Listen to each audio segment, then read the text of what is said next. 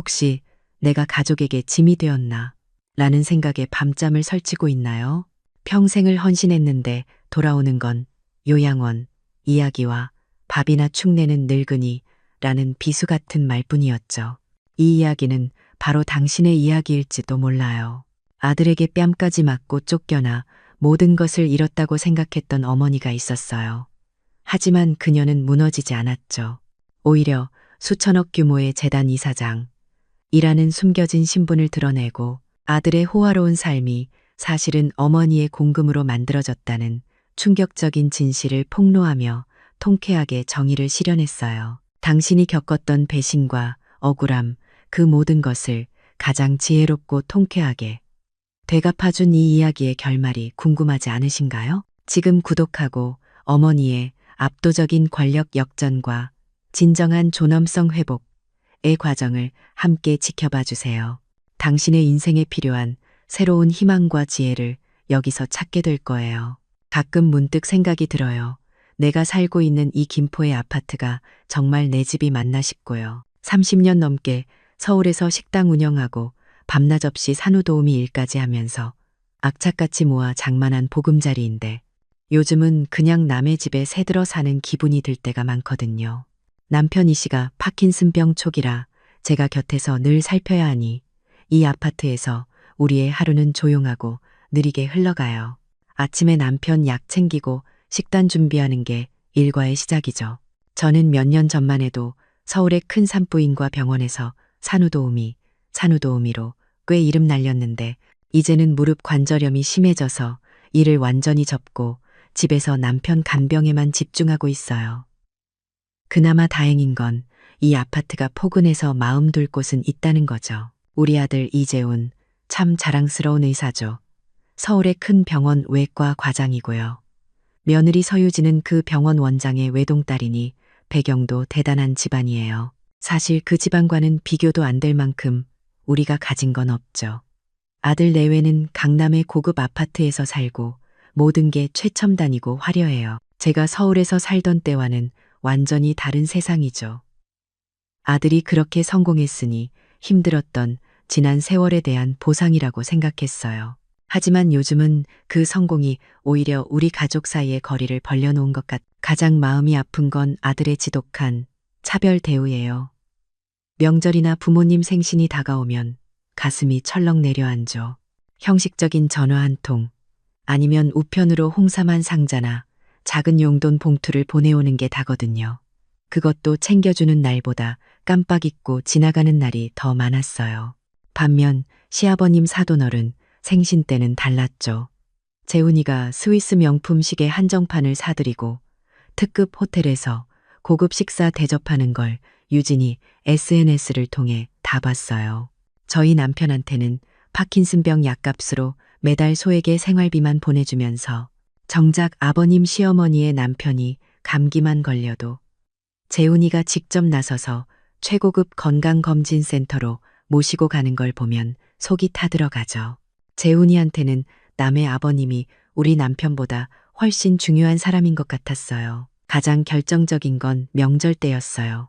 재훈이 내외는 명절마다 시부모님 사돈댁을 모시고 제주도나 동남아 5성급 리조트로 호화로운 가족 여행을 떠났거든요. 시아버지 시어머니의 남편은 재훈이에게 우리는 그냥 집에서 편하게 쉬면 된다고 늘 말씀하셨지만 사실은 여행 경비가 아까워서 재훈이가 우리를 안 챙기는 거라는 걸 알았어요. 아들 내외가 우리 부부에게는 고작 집 근처 인천 앞바다나 강화도에도 한번 데려가지 않으면서 시댁 사돈댁에는 그렇게 돈을 쏟아붓는 모습을 볼 때마다 제 평생의 희생이 헛된 건가 싶어 눈물이 나곤 했어요. 저희 남편이 파킨슨병으로 몸이 불편해지니 아들은 남편을 짐짝 취급하더라고요. 의사인 아들이 자기 아버지를 한 달에 한 번이라도 제대로 보살펴 준 적이 없어요. 그러던 어느 날이었죠. 전화벨이 울리는데 며느리 유진이었어요. 평소에는 전화 한 통도 없던 애가 웬일인가 싶었죠. 유진이는 곧 직장에 복귀해야 하는데 갓 태어난 손자를 아무에게나 맡길 수 없다고 하더라고요. 그러면서 제게 산후도우미 경력을 들먹이는 거예요. 제가 전에 큰 병원에서 일했기 때문에 아기 돌보는 솜씨는 최고라는 거죠. 그러니 몇 달만 서울로 올라와서 손자를 돌봐달라는 거였어요. 듣는 순간 가슴이 철렁했죠. 아들의 아내 유진은 제가 엄마로서의 사랑 때문에 올라올 거라는 걸 알았을 거예요. 제 무릎 관절은 이미 오래전부터 시큰거렸고 매일 남편의 약을 챙기고 상태를 확인해야 했어요. 사실 남편 혼자 두고 서울에 올라간다는 건 상상도 할 수 없는 일이었죠. 머리가 지끈거리고 심장이 아파왔어요. 제가 망설이는 걸 보더니 옆에 계시던 남편이 제 손을 잡더라고요. 여보, 애가 널 필요로 하는데 가야지. 내 걱정은 하지 마. 나도 시간제 간병인 부르고 약은 내가 알아서 챙길게. 손주한테 내 도움이 필요하다는데 어떻게 외면하니? 남편의 그 말 한마디가 제 결정에 쐐기를 박았어요. 결국 저는 가족에 대한 사랑과 제 전문적인 경험, 이 교묘하게 당하고 있다는 걸 알면서도 그들의 요구에 응하기로 했어요. 며느리 말대로 산후도우미 시절에 제 기술이 손주에게 가장 좋은 보살핌이 될 거라는 믿음 때문이었죠. 그날 바로 짐을 쌌어요.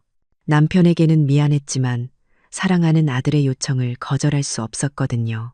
제가 서울로 올라가는 건 단순히 손주를 돌보는 일이 아니라 평생 자식 뒷바라지에 바쳤던 제 희생의 마지막 장을 장식하는 일이라고 생각했어요. 하지만 그 희생이 앞으로 저를 어떤 지옥으로 이끌게 될지는 그땐 전혀 알지 못했죠. 다음 날 새벽, 저는 아들의 성공이 이루어진 화려한 강남 아파트로 향하는 기차에 몸을 실었어요. 마음은 무겁고 무릎은 시큰거렸지만 뱃속 깊은 곳에는 그래도 네가 엄마를 필요로 하는구나 하는 작고 어리석은 기쁨이 피어오르고 있었어요. 강남 아파트에 처음 발을 들였을 때 저는 눈이 휘둥그레졌어요. 제가 살던 김포 아파트와는 차원이 다르더라고요. 모든 것이 번쩍이고 최첨단이었죠.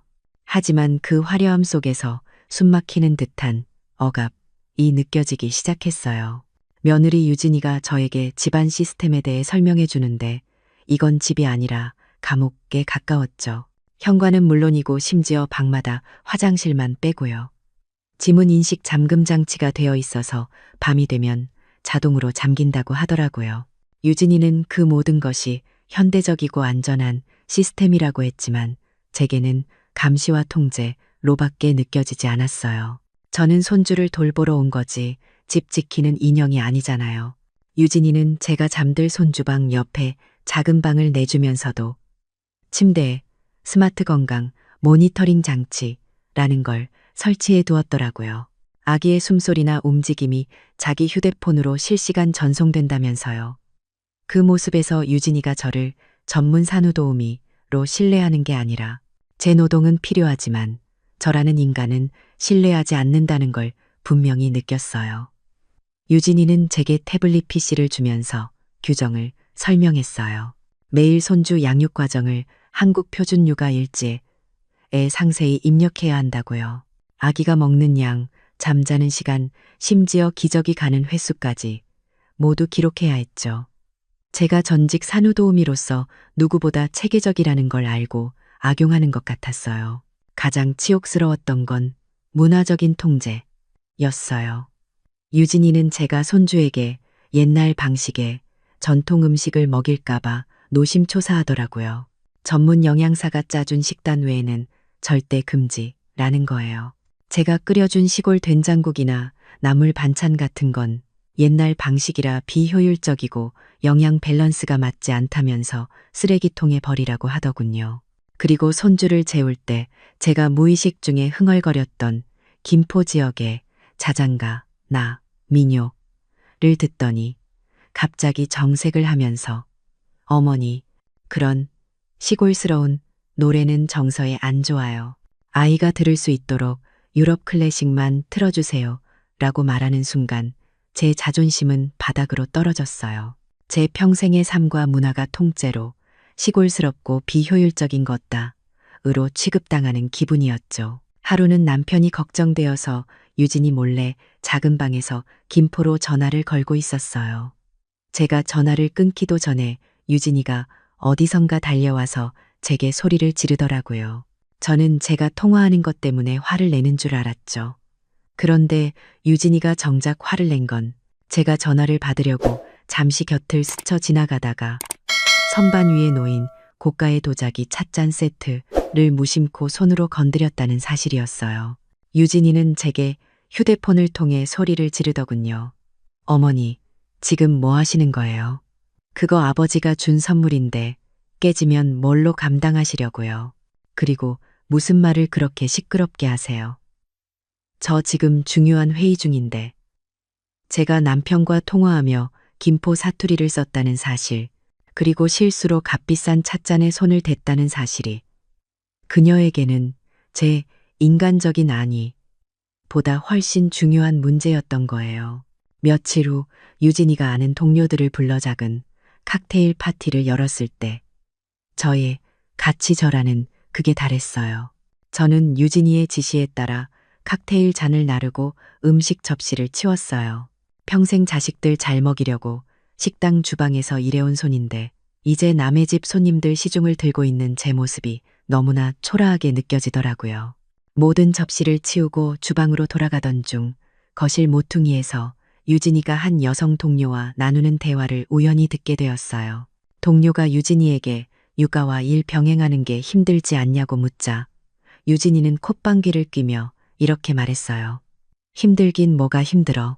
너도 재훈이처럼 능력 있는 의사 남편을 잡았어야지. 너한테만 특별히 말해주는 건데 우리 어머니 있잖아. 그분 산후도우미였어. 그것도 아주 잘 나가는 전문가였지. 덕분에 내가 지금 경력직, 무급 숙련된 베이비시터를 얻은 거 아니겠니? 잔소리도 없고 시키는 대로 다 하셔. 이것이야말로 최고의 가성비 아니겠어? 저는 더 이상 앞으로 나아갈 수가 없었어요. 손에 들린 더러운 냅킨 한 장이 그렇게 무겁게 느껴질 수가 없었죠. 그녀의 입에서 나온 무급, 숙련된 베이비시터, 최고의 가성비라는 단어들이 비수처럼 제 가슴에 꽂혔어요. 제 평생의 경험과 희생이 아들 내외에게는 그저 돈 한 푼 들이지 않고 부릴 수 있는 싸구려 물건이었던 거예요. 그 순간 저는 깨달았죠. 제가 이곳에 온 건 엄마로서의 의무나 사랑 때문이 아니라 그들의 탐욕과 이기심을 채워줄 도구가 되기 위함이었다는 것을요. 제 마음속 깊은 곳에서 더 이상 슬픔이 아닌 차가운 결심이 솟아오르기 시작했어요. 저는 조용히 주방으로 돌아가 그들이 방심하고 있는 틈을 타 아들 내외의 행동을 관찰하고 기록해야겠다는 생각을 했어요. 그들의 진정한 얼굴이 무엇인지 저는 이미 알아버렸으니까요. 이제는 감정에 휘둘리지 않을 거예요. 며느리 유진이 제 노동을 가성비 운운하는 소리를 들은 후 제 마음은 더 이상 슬픔에 머물지 않았어요. 끓어오르는 분노를 사기면서 저는 마치 아무것도 모르는 무해한 시어머니인 척 연기했죠. 하지만 속으로는 모든 것을 예리하게 관찰하고 기록하기 시작했어요.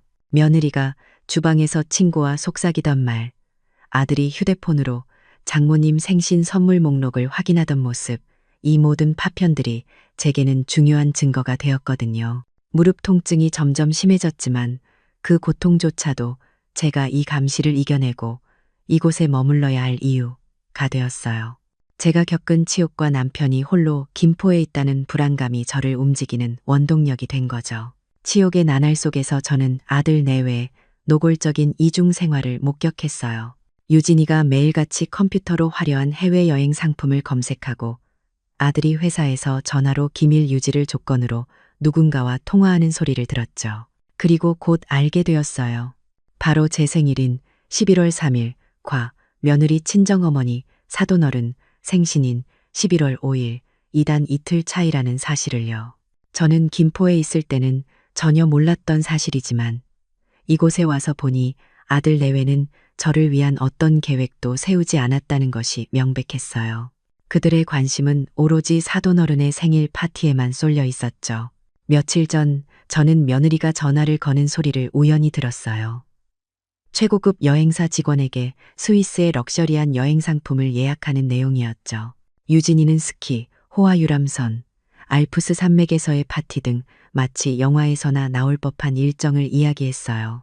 그 모든 것이 11월 3일 시작되는 사돈어른의 65번째 생일 기념 여행이라는 것을 알았을 때 제 심장은 차가운 돌덩이처럼 변했어요. 제 생일날 아들 내외는 저를 포함한 친정 식구들을 위해 단 한 번도 여행을 계획한 적이 없는데 말이에요. 고작 홍삼 한 상자와 작은 용돈 봉투로 모든 효도를 끝냈다고 생각했던 거죠. 그들은 제가 이곳에 와 있다는 사실조차 망각하고 있었어요. 그리고 잔혹한 생일 여행의 전날 밤이었어요. 11월 2일 저녁, 손주가 갑자기 고열에 시달리기 시작했어요. 체온이 40도 가까이 오르는데 눈까지 풀리는 것 같았죠. 저는 오랜 산후도우미 경험으로 이건 단순한 감기가 아니라는 것을 직감했어요. 무릎이 아픈 것도 있고 손주를 안고 안절부절 못했죠. 황급히 아들 재훈을 불렀어요. 의사인 재훈과 유진은 늦은 밤에 불려 나온 것이 못마땅한 표정이었어요.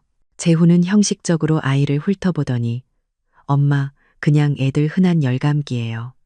해열제 먹였으니 괜찮을 거예요 라고 대수롭지 않게 말했어요.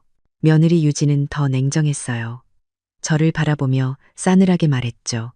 어머니, 산후도우미 전문가시잖아요. 이 정도 열은 어머니 경험으로 충분히 관리하실 수 있죠? 별일 아니니 저희는 이만 쉴게요. 그들은 제가 수년 동안 수백 명의 신생아를 돌봤던 전문성을 책임 회피의 도구로 사용했어요. 그들의 눈에는 손주의 건강보다 다음 날 새벽에 떠나야 할 스위스 여행 많이 중요해 보였어요. 그들은 각자의 방으로 돌아갔고 저는 뜨거운 열에 시달리는 손주를 밤새 안고 홀로 기도할 수밖에 없었어요. 11월 3일 새벽, 제 생일이자 아들 내외가 떠나는 날 아침이었죠. 손주의 열은 내리지 않고 오히려 더 높아졌어요. 저는 급하게 재훈과 유진을 깨웠고 결국 아이를 안고 대학병원 응급실로 달려갔어요.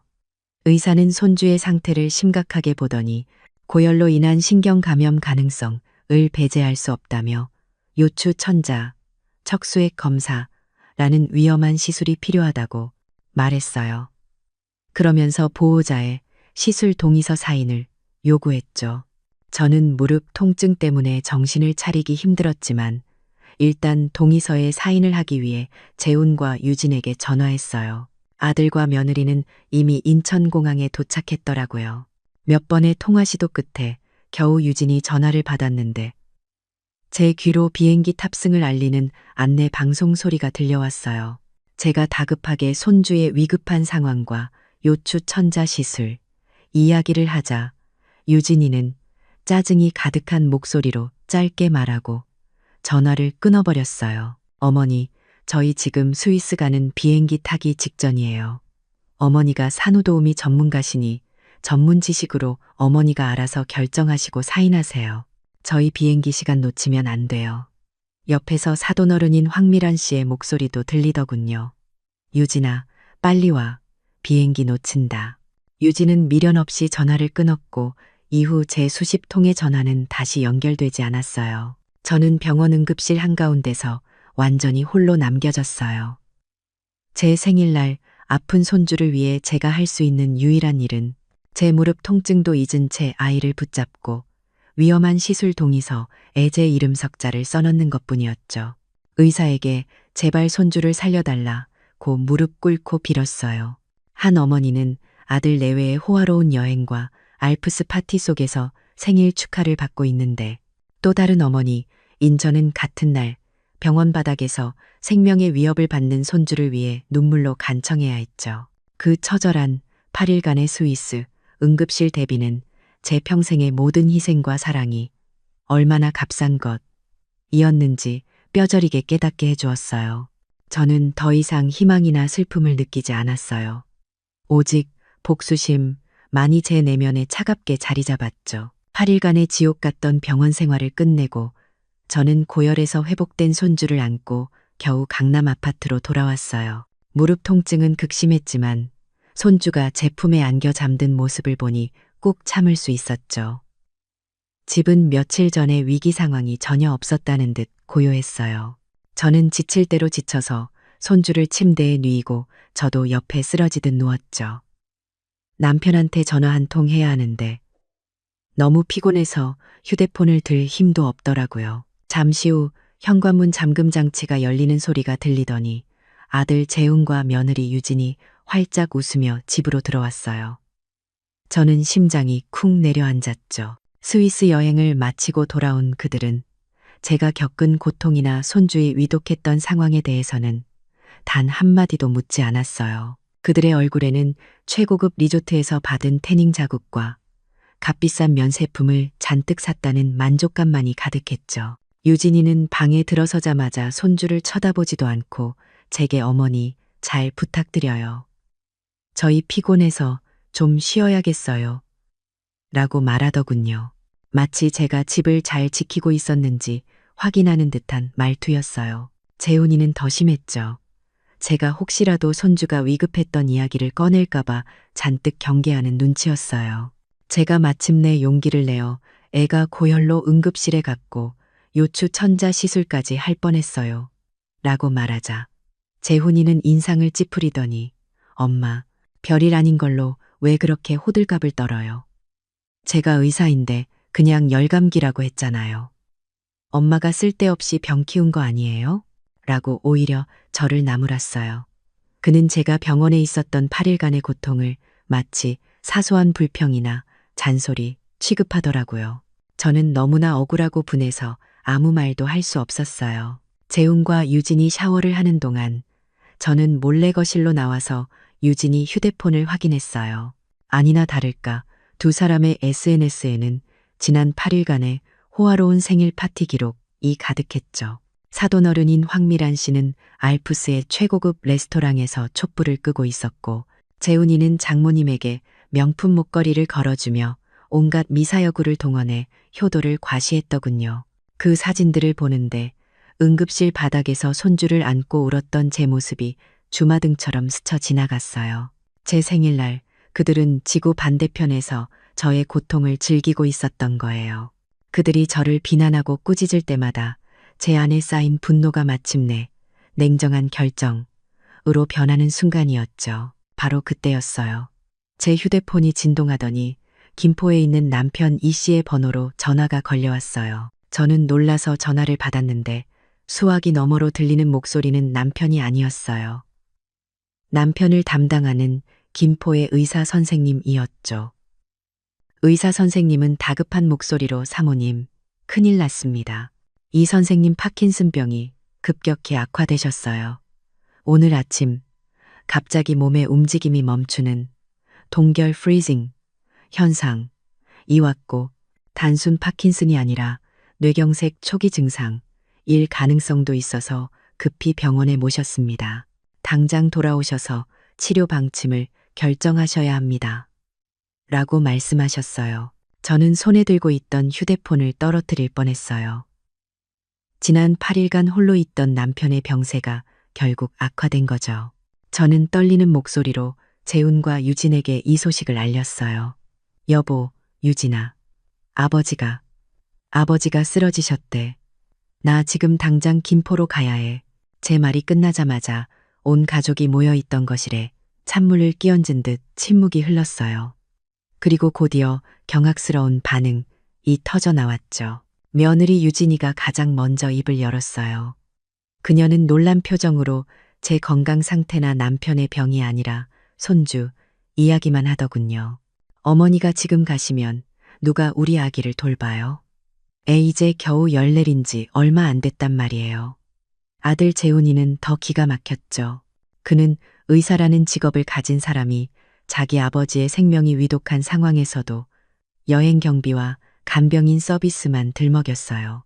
엄마, 아버지는 이미 시간제 간병인 서비스 받고 계시잖아요. 왜 그렇게 호들갑이에요? 엄마가 겨우 여기 올라온 지 얼마나 됐다고 벌써 내려가겠다는 거예요. 바로 그때 사돈어른인 병원장 서태환 씨와 황미란 씨가 문을 열고 들어왔어요. 그들은 손주가 아팠다는 소식을 듣고 문병을 온 거였죠. 서 원장님은 상황 설명을 듣더니 마치 모든 것을 아는 듯한 권위적인 목소리로 저를 몰아세웠어요.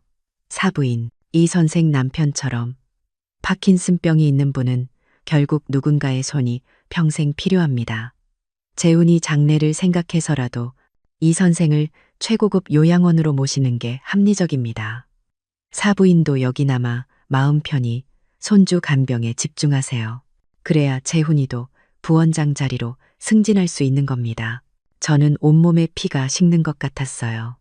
남편을 짐 취급하며 요양원에 보내라는 그들의 비정한 계획, 그리고 아들의 출세를 위해 제 인간적인 존엄성을 짓밟으려는 그들의 속셈을 모두 알게 된 거죠. 저는 헛웃음이 나오더군요. 제 눈은 차갑게서 원장님을 향했고, 원장님께서 우리 집안일에 왜 그렇게 관심이 많으신지 모르겠네요.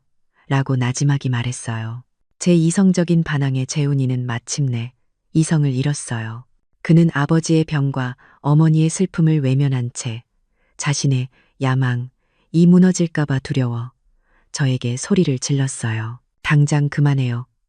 엄마. 당신은 집에서 밥이나 축내는 늙은이 주제에 왜 이 중요한 시기에 문제를 만들어요? 재훈이는 저에게 달려들더니 제 뺨을 피가 통하지 않을 만큼 세게 후려쳤어요. 서 원장과 유진이는 그 장면을 무표정하게 지켜봤어요. 유진이는 입술을 비틀며 속 시원하네 라고 나직이 속삭이더군요. 그 순간 제 눈에서는 더 이상 눈물이 나오지 않았어요. 저는 맞은 뺨을 감싸고 잠시 멈췄죠. 그리고 그들을 똑바로 쳐다보았어요. 저는 이제 이들에게 더 이상 엄마도 며느리도 아픈 할머니도 아니었어요. 저는 그저 복수를 실행할 냉정한 존재가 된 거죠. 저는 조용히 손주가 잠든 방으로 돌아가서 아이의 이마에 마지막 입맞춤을 남겼어요. 그리고 짐 가방을 들고 그 누구의 만류도 없이 그 화려한 감옥에서 영원히 걸어 나왔어요. 아들 재훈에게 뺨을 맞고 유진의 조소를 들으며 사돈서 원장의 비정한 말을 뒤로 한 채 그 집을 나설 때 저는 김포로 향하지 않았어요. 택시기사에게 여의도의 가장 높은 오피스 타워 주소를 말했죠. 제 무릎은 여전히 아팠지만 그 통증이 저를 더 이상 엄마나 아내가 아닌 이정숙이라는 존재로 일으켜 세우는 것 같았어요. 택시에서 내린 저는 마치 다른 사람처럼 보였을 거예요. 며칠 전 응급실에서 눈물을 흘리던 늙은 할머니가 아니었죠.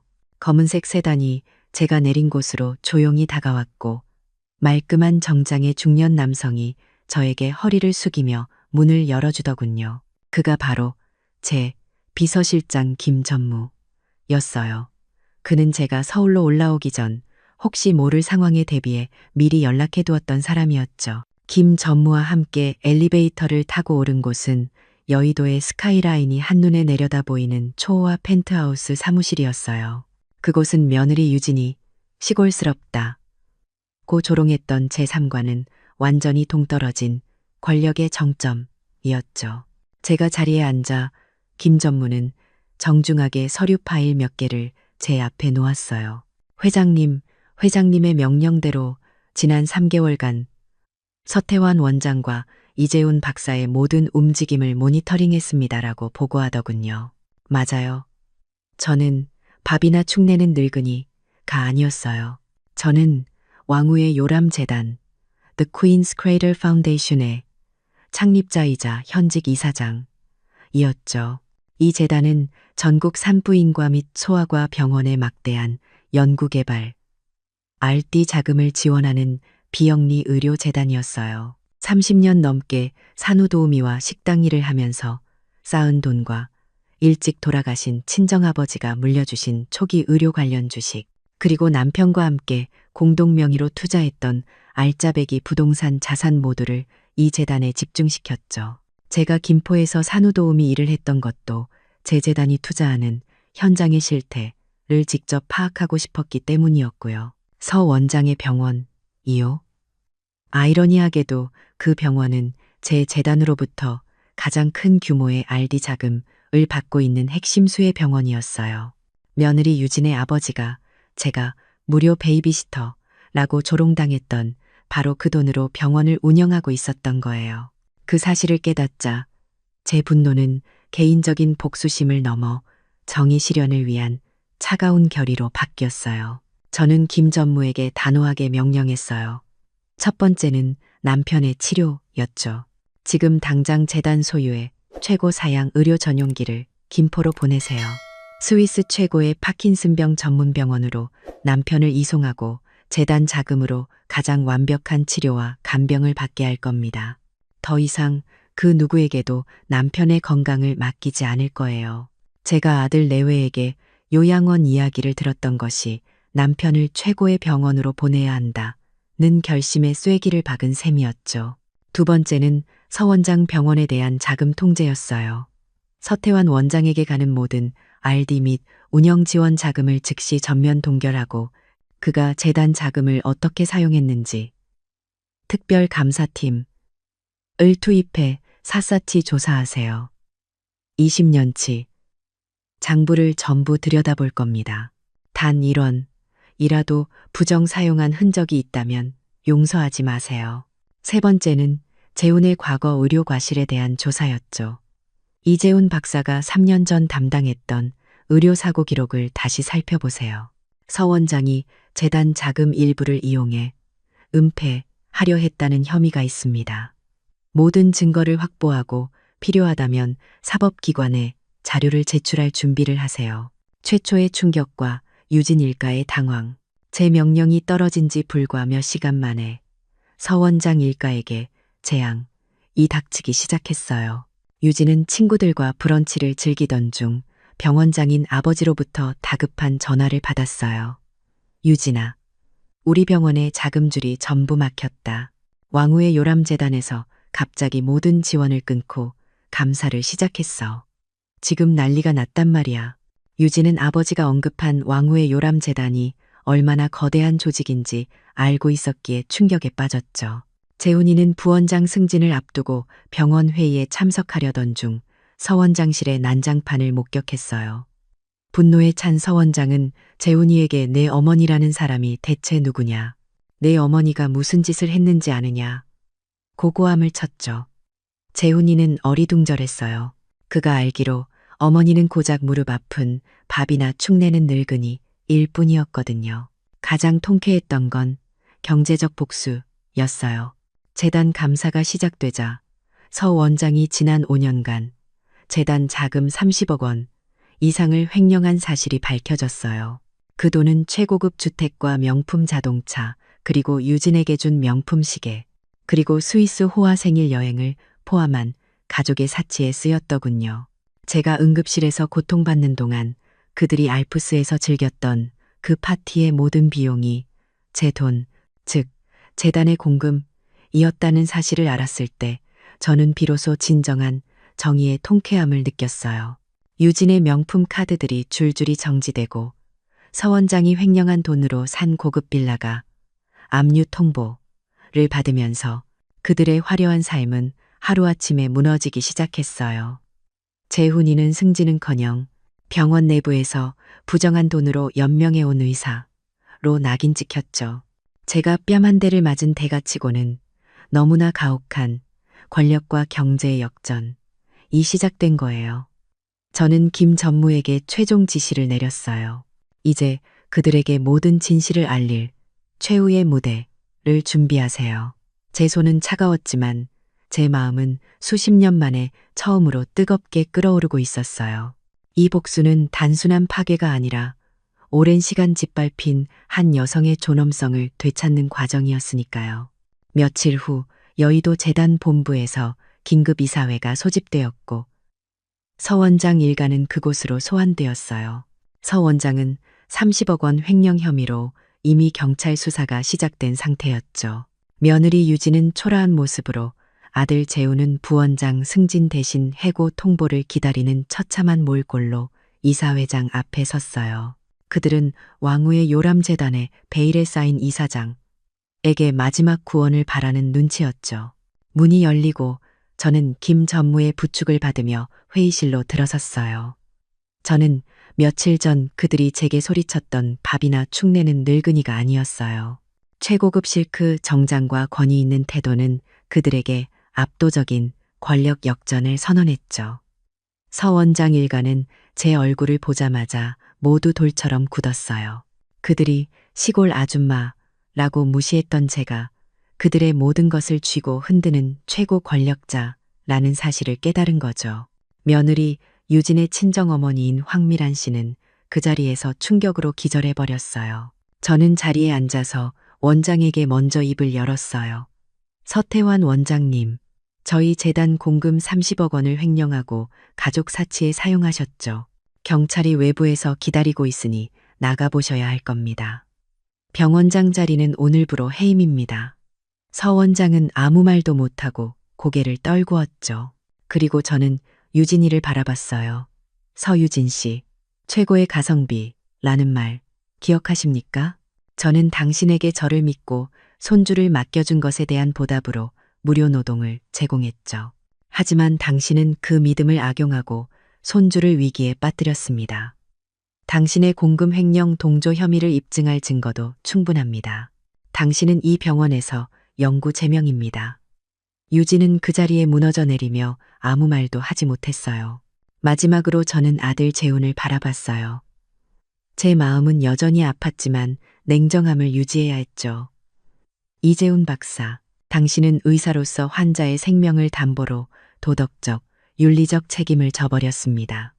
3년 전 의료사고, 은폐와 허위 보고는 이미 법적 절차에 들어갔습니다. 당신의 의사 면허는 영구 박탈될 것이며 이 병원에서 해고입니다.